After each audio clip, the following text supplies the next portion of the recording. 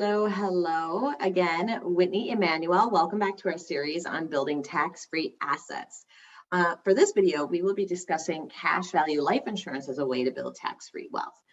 Because cash value life insurance is primarily used for insurance, you have other considerations to make with the solution in particular. But many people use this strategy for a few reasons. One, you get an immediate income tax-free death benefit. So let's say you throw in a premium of $100 into this policy, but your death benefit is $500,000. This means that $500,000 income tax-free goes to your beneficiaries, regardless of how much you've actually paid into the policy, as long as your premiums are up to date. So it's an immediate legacy that's also income tax-free. Number two, although you don't get a deduction on the front end, when you put money into this as an individual, it does grow tax deferred. So meaning it's growing, you aren't paying taxes on any of the dividends or growth along the way. When it's time to withdraw, you can borrow from the cash and not pay taxes. You do not have to permanently withdraw. You can borrow against the policy and then pay back if you want to boost that cash value again. Borrowing against your policy is unique to cash value life insurance, and you don't have to pay taxes on these loans.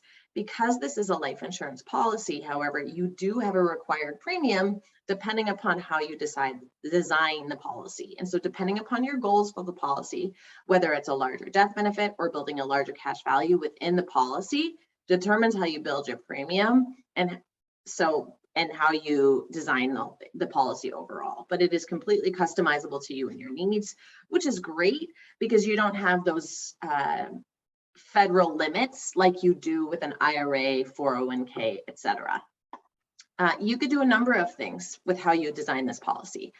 You could have a premium payment period, let's say until age 65, so that it's paid up for at that age, and then you don't have to pay the premium in retirement.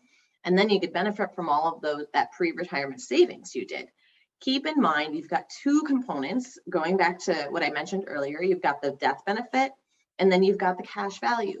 The cash value is what we're talking about. That's the current living benefit, and that's tax-free if you withdraw it in the right strategic ways. So you need to make sure you really build a solid plan and consult with your advisor on how to do this. Then you've got the death benefit. The death benefit is, again, as I mentioned, income tax-free to your beneficiary.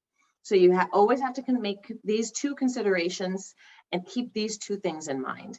There are many different flavors of cash value life. There's guaranteed whole life, not invested in the stock market. There's variable life, which is invested in the market. There's everything in between, such as index life insurance, which prevents you from losing. It mitigates your losses in the market rather, but then sometimes it may have a cap. Again, lots of different designs that you can participate in this world. So that's why we work to customize this for our clients. However, we generally recommend that you max out your 401k and IRA or Roth IRA first before investing in a permanent life insurance policy because of the pressure of the premium requirement. So it's a good solution for high income earners. But again, we're big fans of this strategy. It's like a cherry on top of your tax-free savings plan. I wouldn't say it's your first option, but it's generally a good option to add later and layer into your financial plan. In our next video, we're going to talk about how to tie all of this together. Thank you for listening, and we look forward to tying it all up next time.